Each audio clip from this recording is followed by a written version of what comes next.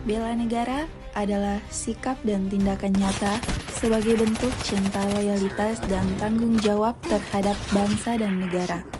Dahulu, bela negara berarti berperang mengangkat senjata, bertaruh nyawa demi kemerdekaan. Tapi hari ini, bela negara punya wajah yang berbeda. Bela negara bukan hanya angkat senjata atau pergi ke medan perang, tetapi tentang bagaimana kita sebagai warga negara mencintai dan menjaga Indonesia dengan cara yang sederhana namun bermakna. Indonesia, tanah air tercinta, rumah kita, tempat kita dilahirkan dan dibesarkan, kita semua memiliki tanggung jawab untuk menjaganya. Bagaimana implementasi bela negara yang dapat kita terapkan sekarang? Pertama, memiliki kemampuan bela negara. Setiap warga negara memiliki peran penting kemampuan bela negara, dimulai dari kesadaran sikap dan tindakan nyata pada kehidupan sehari-hari. Jika kita berpikir bela negara identik dengan angkat senjata, tentu saja tidak. Salah satu contohnya bersepeda menuju kantor termaksud kemampuan bela negara karena senantiasa menjaga kesehatan fisik, mental yang baik karena dengan tubuh yang sehat dan pikiran yang kuat, kita bisa berkontribusi lebih untuk bangsa dan negara, baik di lingkungan kerja maupun kehidupan sehari-hari. Ingat, generasi yang sehat adalah pondasi masa depan Indonesia yang lebih baik.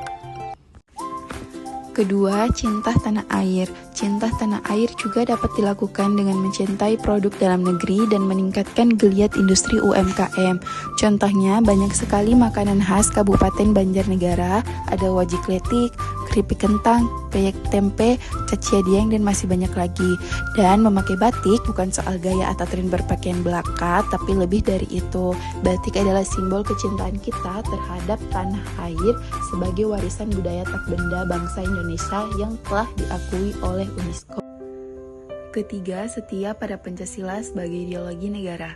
Seperti yang kita tahu, di sebuah negeri yang berdiri dari ribuan pulau, ratusan suku, dan beragam keyakinan dalam keragaman itu, lahir Pancasila sebagai pemersatu bangsa. Kita sebagai bentuk nyata bela negara, melalui implementasi Pancasila adalah sholat bagi setiap muslim. Sholat adalah wujud nyata pengabdian seorang hamba kepada Tuhan.